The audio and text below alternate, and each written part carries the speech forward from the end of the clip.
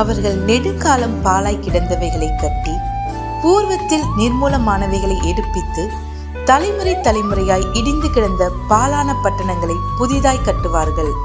ஏசாயா 61:4.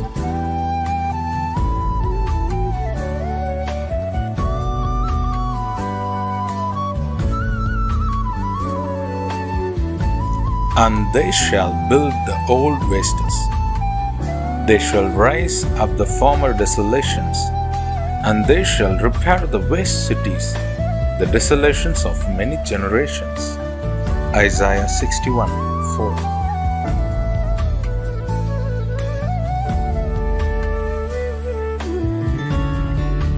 ஆண்டவரும் இரட்சகருமாகிய இயேசு கிறிஸ்துவின் நாமத்தினாலே காட் கூசிஸ் மினிஸ்ட்ரி சார்பாக இணைந்து ஜெபிக்கிற ஊழியர்கள், யூடியூப் சேனல் வாயிலாக செய்தியை கேட்கிற ஊழியர்கள் மற்றும் தேவ பிள்ளைகள் யாவருக்கும் அன்பின் வாழ்த்துக்கள். தேவனாகிய கர்த்தர் இந்த மாதத்திலே நம்மை வெற்றி சிறக்க பண்ணுவார் என்பதை உறுதிப்படுத்துகிறேன். தேவனாகிய கர்த்தருடைய கிருபையினாலே கடந்த 4 மாதங்களை கடந்து வந்திருக்கிறோம். சூழ்நிலைகள் நம்மை எத்தனையோ விதங்களிலே சோர்வுக்குள்படுத்தியிருக்கலாம். ஆனாலும் அவை எல்லாவற்றையும் ஜெயிக்க தேவனாகிய கர்த்தர் கிருபை செய்திருக்கிறார். அவருடைய கிருபையும் சமாதானமும் பாதுகாப்பும் தயவும் கடந்த 4 மாதங்களில் இருந்தது போல இந்த 5வது மாதத்திலேயும் உங்களோடும் உங்கள் குடும்பங்களோடும் உங்கள் ஊழியங்களோடும் இருக்க வேண்டும் என்று ஆசீர்வதிக்கிறேன். தேவனாகிய கர்த்தர் நம்மை கொண்டு இந்த மாதத்திலே பெரிய காரியங்களை செய்வாராக. தேவனுடைய ஆசீர்வாதங்களை நாம் ஜெபித்து பெற்றுக்கொள்வோம். கர்த்தர் தாமே பெரிய காரியங்களை செய்வாராக. ஆமென்.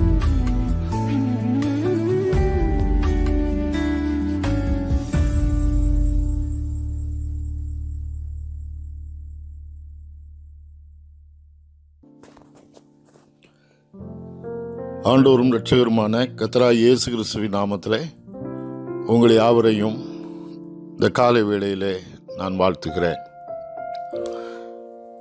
நம்முடைய இந்த காலை தியானத்திற்கென்று நான் எடுத்துக்கொண்ட தேவனுடைய வார்த்தையானது ஆதியாமத்தின் புத்தகம் 15ஆம் அதிகாரம் 1ஆம் வசனம். ஆதியாமம் 15:1 நான் வாசிக்கிறேன். இந்த காரியங்கள் நடந்த பின்பு கர்த்தருடைய வார்த்தை ஆபிரகாமுக்கு தரிசனத்திலே உண்டாகி, அவர், ஆபிரகாமே, நீ பயப்படாதே, நான் உனக்கு கேடகமும் உனக்கு மகா பெரிய பலனுமாயிருக்கிறேன் என்றார்.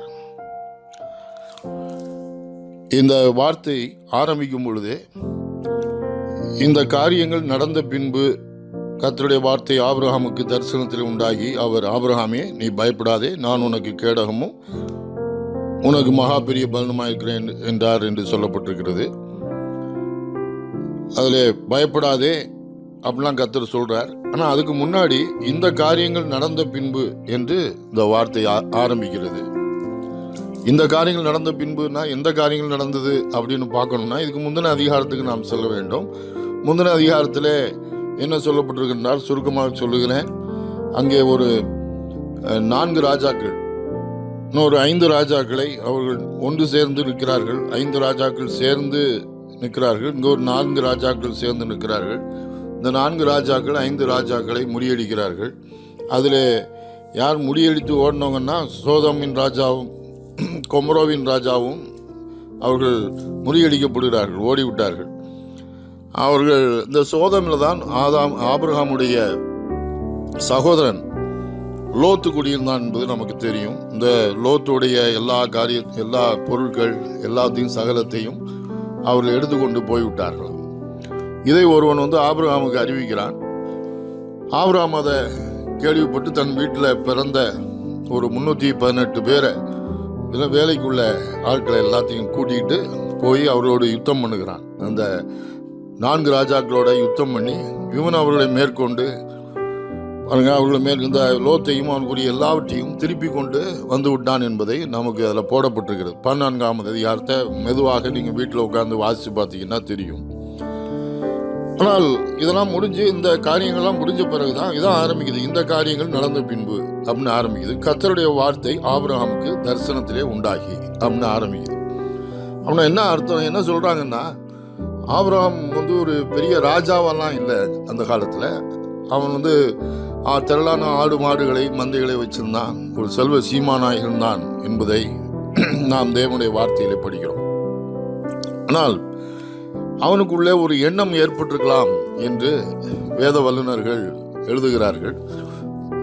என்ன எண்ணம் என்றால், இந்த 4 ராஜாக்களை நாம் முறியடிச்சிட்டோம், ஒருவேளை இவங்க எப்பவும் நம்மளை தன்னை எங்கே வந்து விடுவார்களோ, தனக்கு எதிராக தன்னோடு தன்னை மேற்கொண்டு விடுவார்களோ என்ற ஒரு பய உணர்வு அவனுக்குள்ளே உண்டாயிருக்க கூடும் என்று எண்ணியிருக்கலாம்.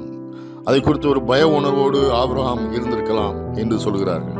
அதனால தான் கர்த்தர் சொல்றாரு, கர்த்தருடைய வார்த்தை இந்த காரியம் நடந்த பின்பு ஆபிரகாமுக்கு தரிசனத்தை உண்டாகி அவர், அதனால தான் ஆபிரகாம் பார்த்து சொல்றார், நீ பயப்படாதே, நான் உனக்கு கேடகமும் உனக்கு மகா பெரிய பலனுமாய் இருக்கிறேன் என்று சொன்னார் என்று சொல்கிறார்கள். பிரியமானவர்களே, நம்முடைய வாழ்க்கையிலும் கூட நீங்கள் ஆண்டவரை தெரிந்து கொண்ட தேவனுடைய மனுஷராக இருப்பீங்கன்னா, நீங்கள் ஆண்டவருக்குள்ளே வந்திருப்பீங்கன்னா பாருங்க, ஆண்டவருடைய வாழ்க்கையில் ஆண்டவருடைய அன்பை நீங்கள் ருசித்திருப்பீர்கள்.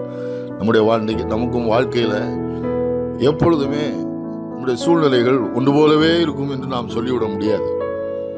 ஒரு நாள் நல்லா இருக்குது, ஒரு நாள் திடீர்னு சில பிரச்சனைகள் வருது, போராட்டங்கள் வருது, வாழ்க்கையில் ஏற்றத்தாழ்வுகள் சில வேளைகளில் வரத்தான் செய்கிறது. எவ்வளோதான் காரியமாக இருந்தாலும் வாழ்க்கையில் சவால்கள், பலவிதமான சவால்களை மேற்கொள்கிறோம், பிரச்சனைகளை மேற்கொள்ளுகிறோம்.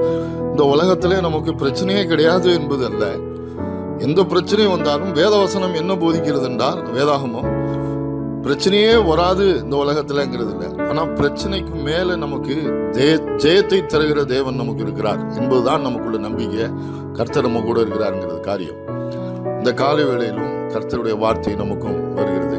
பாருங்க, ஆபிரகாமோடு இந்த சூழ்நிலையில ஆபிரகாம கர்த்தர் இந்த பய உணர்வோடு விடலை. வாழ்க்கையில அவனை தேற்றும்படி, அவனை தைரியப்படுத்தும்படி கர்த்தருடைய வார்த்தை அவனுக்கு உண்டாகினது. கர்த்தருடைய வார்த்தை அவனுக்கு வந்தது. அவனுக்கு தரிசனத்துல கண்டான் என்று போட்டிருக்கிறது. நம்மிலும் அநேகர் பாருங்க, பல சூழ்நிலைகளிலே கர்த்தர் நம்மோடு பேசுகிறார். இப்போ நீங்க இந்த வார்த்தையை கேட்டுட்டு இருக்கிறீங்க, கர்த்தர் இந்த வார்த்தையின் மூலம் உங்களோடு பேசுறார், நீங்க கேட்குறீங்க. நீங்கள் அநேக பரிசுத்த வேதாகமத்தை எடுத்து நீங்கள் படிக்கும் பொழுதே இப்படிப்பட்ட தேவனுடைய கர்த்தர் உங்களோடு பேசுகிறதை உங்களால் உணர முடியும். வாழ்க்கையில் பலவிதமான பிரச்சனைகளோடு இருக்கும்போது தேவனுடைய வார்த்தை உங்களோடு பேசும். கர்த்தருடைய வார்த்தை உங்களுக்கு வரும், பல்வேறு சூழ்நிலையில் உங்களுக்கு வரும்.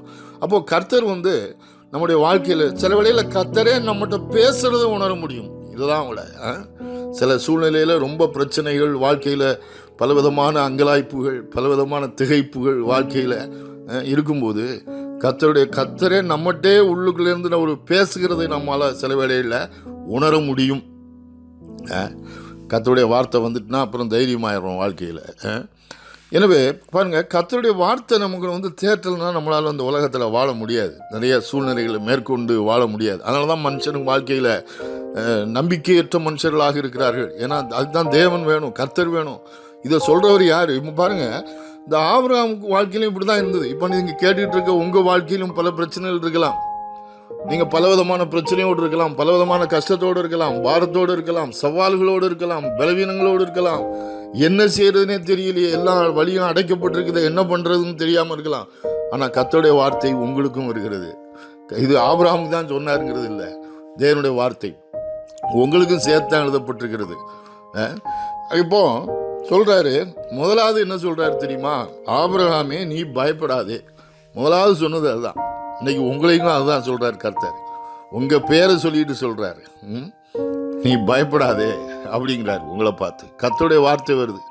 நீங்க யாராவும் இருக்கலாம், நீ பயப்படாத அப்படின்னு கர்த்தர் சொல்றாரு. பயப்படாதப்பா, பயப்படாதம்மா அப்படின்னு சொல்றாரு. சொல்றவர் யார் தெரியுமா? சொல்றவர் சாதாரண ஆள் கிடையாது.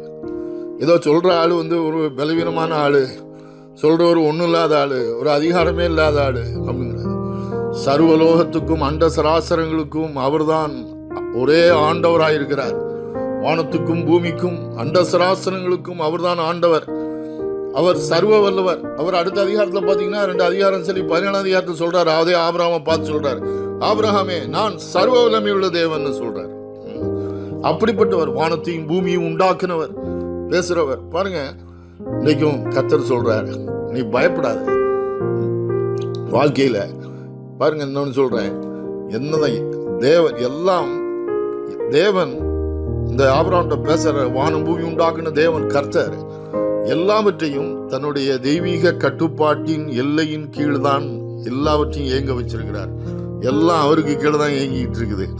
எல்லாத்துக்கும் மேலேயும் அதிகாரம் உடையவர் அவர் தான். அவரை மிஞ்சி எதுவுமே என்ன செய்ய முடியாது, போகவே முடியாதுன்னு சொல்றாங்க. அவர் சர்வ வல்லமை உள்ள தேவன். எல்லாம் அவருடைய கட்டுப்பாட்டுக்குள்ள தான் இருக்குது.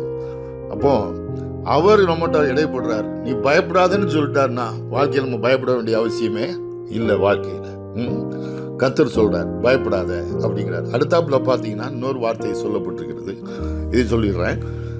நான் உனக்கு கேடகமும் என்ற ஒரு வார்த்தையை பயன்படுத்துறார். வாழ்க்கையில அப்படி வந்துருமோ, இப்படி வந்துருமோ, இப்படி ஆயிருமோ, அப்படி ஆயிருமோன்னு நினைக்கிறோம். ஆபிரகாமுக்கும் அப்படிப்பட்ட உணர்வுகள் வந்தது. கொஞ்ச நேரம் அப்படியே கொஞ்சம் சிந்தனையை அப்படியே விட்டுட்டீங்கன்னா போதும், வாழ்க்கையில நமக்கு அப்படி இருமோ, அப்படி ஆயிருமோ, இப்படி ஆயிருமோ, பல விதமான உணர்வுகள் வர ஆரம்பிக்கிறோம். வாழ்க்கையில பல சிந்தனைகள் வர ஆரம்பிக்கும். அப்போ ஆபிரகாம்கிட்ட கர்த்தர் அதனால தான் பேச, நான் உனக்கு கேடகமா இருக்கிறேன், நான் உனக்கு கேடகம் அப்படிங்கிற, நானே கேடகம்ங்கிறாரு. பாருங்க, இந்த கேடகம்ங்கிற வார்த்தையை ரொம்ப ஃபெமிலியராக ரொம்ப நம்ம பயன்படுத்துகிற இடம் எபேசியர் 6 அதிகாரத்தில் நம்ம பார்க்குறோம் இல்லையா. சர்வாயுத வர்க்கம் என்ற ஒரு அந்த சாப்டரில் போடப்பட்டிருக்கிறது இல்லையா. எபேசியர் 6 அதிகாரத்தில் சர்வாயுத வர்க்கத்தை குறித்து அப்போஸ்தலனாகிய பவுல் எபேசு பட்டணத்து மக்களுக்கு எழுதுகிற நிருபத்தில் எழுதுகிறார். அதில் சொல்றார், விசுவாசம் என்னும் கேடகத்தை. கேடகம் என்னன்னு கேட்டிங்கன்னா, பலவிதமான காரியம் நம்மளை சுற்றி நெருங்கும் போது வரும்போது அந்த கேடகத்தை பிடிச்சிட்டிங்கன்னா எல்லாமே நம்மளை எதுவுமே ஒன்றும் பண்ணாது, நம்ம எதுவுமே செய்ய முடியாது. நம்ம அந்த கேடகத்துடைய மறைவில் இருப்போம். நாம் எல்லாமே அந்த கேடகத்தில் தான் போய் என்ன செய்யுமா முட்டும். அதில் அது ஸ்ட்ராங்காக இருக்கிறதுனால அந்த கேடயம் எவ்வளோ ஸ்ட்ராங்காக இருக்குதோ அவ்வளோக்கு அவ்வளோ நமக்கு கேரண்டி, நம்மளை எதுவுமே ஒன்றும் பண்ண முடியாது. இங்கே என்ன சொல்கிறாரு, இந்த கேடயம் எதையோ ஒரு கேடயத்தை தூக்கி நீ புடின்னு சொல்லலை. இங்கே என்ன சொல்கிறாரு, நானே உனக்கு கேடகம், நானே உனக்கு கேடகம்ங்கிறாரு. கர்த்தரை தாண்டி எதுவும் வர முடியுமாங்க வாழ்க்கையில்? நானே நிற்கிறேன்ப்பா உனக்கு முன்னாடி, நானே நிற்கிறேன், நானே உனக்கு மறைவிடமாக இருக்கிறேன், நானே உன்னை சுற்றிலும் இருக்கிறேன், எதுவும் ஒன்று பக்கத்தில் வர முடியாது, நெருங்க முடியாது அப்படிங்கிறார் வாழ்க்கையில். பாருங்க, அப்புறம் இன்னைக்கு நிறைய பேருக்குள்ள பயம் இன்னைக்கு இல்லையா. இந்த கொரோனா வைரஸ் அப்படி இப்படின்னு சொல்லி பலவிதமான காரியங்கள், பயப்படுவதற்கு நமக்கு இந்த உலகத்தில் நிறைய காரியங்கள் இருக்கிறது. ஆனால் அப்படி ஆயிருமோ, எதுவும் நமக்கு வாழ்க்கையில நடக்காதுன்னு சொல்றாரு. அடுத்த வார்த்தை சொல்றாரு, நான் உனக்கு கேடகமும் மகா பெரிய பலனுமா இருக்கிறேன். ஐ எம் யுவர் ரிவார்டு என்று சொல்கிறார். பெலன்னு சொல்ல பலன் என்று சொல்கிறார். ரிவார்டு என்று சொல்லப்பட்டிருக்கிறது ஆங்கில வேதாகமத்திலே. ரிவார்டு, நன்மைகள், நமக்கான ரிவார்டை கொடுக்கிறவர் அவர். நல்ல ரிவார்டை நமக்கு வாழ்க்கையில நல்ல ரிவார்டுகளை கர்த்தர் நன்மைகளை நமக்கு அருளி செய்கிறார். உங்களுடைய வாழ்க்கையில உங்களுக்கு வர வேண்டிய எல்லா நன்மையையும் உங்களுக்கு கொடுக்கிறார். அவரே நன்மைக்கு எல்லா ஊற்றுக்கும் காரணர், அவரே நன்மையாக ஊற்றுக்கும் காரணராக இருந்து எல்லாவற்றையும் நமக்கு வாழ்க்கையில அருளி செய்கிறவர். வாழ்க்கையில அது எப்படி நடக்கும், இது எப்படி நடக்கும், எல்லாத்தையும் கொடுப்பார், எல்லாத்தையும் தருவார். எல்லாம் வர வேண்டியதெல்லாம் வரும், உங்களுக்கு எல்லாம் நடக்க வேண்டியதெல்லாம் நடக்கும். அதனால வாழ்க்கையில இதையும் குறித்து கவலைப்பட வேண்டாம். இதுதான் கர்த்தர் இன்னைக்கு காலை வேளையில உன்னோட சொல்றார். இன்னைக்கு காலையில தைரியமா இருங்க, நல்ல ஆண்டவரோட ஜீவிங்க, நல்ல ஆண்டவருக்காக வாழுங்க. இந்த தேவனை அறிகிற அறிவிலே வளருவோம். இன்னும் பார்த்தீங்கன்னா இதெல்லாம் ஆரம்பம்தான். இதில் இன்னும் உள்ளுக்குள்ளே போக போக அவரை நாம் அறிய ஆரம்பிக்க முடியும். அவருடைய வழிகள் என்ன, அவருடைய வழிகளெல்லாம் அறிய ஆரம்பிக்க முடியும். எனவே இந்த காலை வேளையிலும் நீங்கள் ஒருவேளை பயத்தோடும் விரக்தியோடும் இருந்திருக்கலாம். இவரோட தெரியாது, எனக்கு தெரியாது. ஆனால் கர்த்தர் உங்கள்கிட்ட பேசுகிறார், கர்த்தர் உங்களை நேசிக்கிறார். நம்ம நினைக்கிறோம் நிறைய வேளையில் கர்த்தர் நம்மளை நேசிக்கல. இல்லை, அவர் உங்களை நேசிக்கிறதுனால தான் அந்த வார்த்தை உங்களுக்கு வருது. நீ பயப்படாதன்னு சொல்கிறார். பயப்பட வேண்டாம், நான் உனக்கு கேடகமாக இருக்கிறேன்.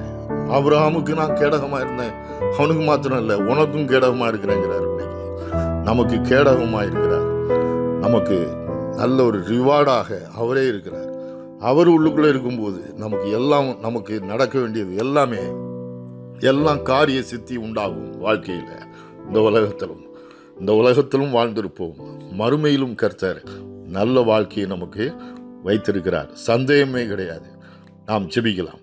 அன்பின் பரலோக பிதாவே, கர்த்தராகிய இயேசு கிறிஸ்துவின் நாமத்தில் வருகிறோம்.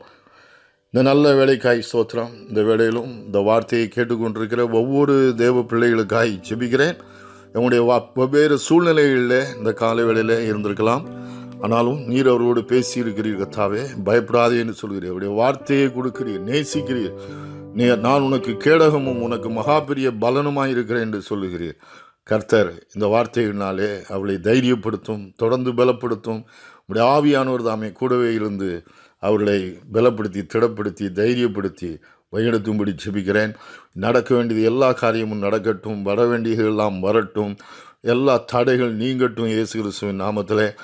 எல்லா வழிகள் திறக்கட்டும் இயேசு கிறிஸ்துவின் நாமத்தில். எல்லா வழிகளை உண்டாக்கி கொடுத்துள்ளோம். நீர் நல்லவர் என்பதை ருசிக்கட்டும் கர்த்தாவே. கூடவே இருக்கிறீர் என்ற உணர்வை கொடுத்துள்ளோம். தைரியப்படுத்தும், ஆசீர்வதியும்.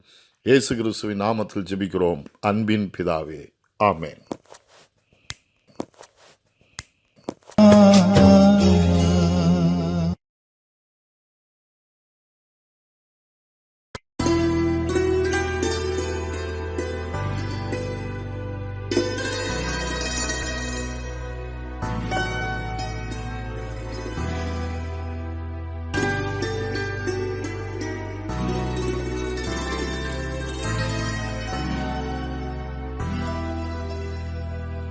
சொந்தம் என்று சொல்லிக்கொள்ள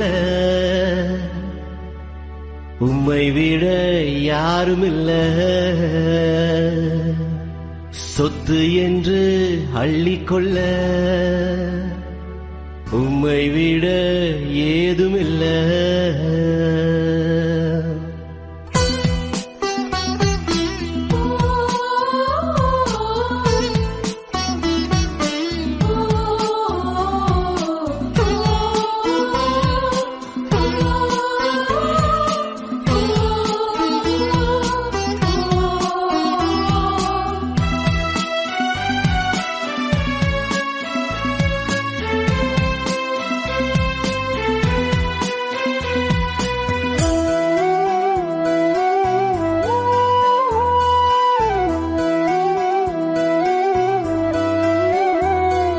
சொந்தம் என்று சொல்லிக்கொள்ள உம்மை விட யாருமில்ல. சொத்து என்று அள்ளிக்கொள்ள உம்மை விட ஏதுமில்ல. இயேசுவே இயேசுவே எல்லாம் இயேசுவே. இயேசுவே இயேசுவே எனக்கெல்லாம் இயேசுவே. சொந்தம் என்று சொல்லிக்கொள்ள உம்மை விட யாருமில்ல. சொத்து என்று அள்ளிக்கொள்ள உம்மை விட ஏதுமில்ல.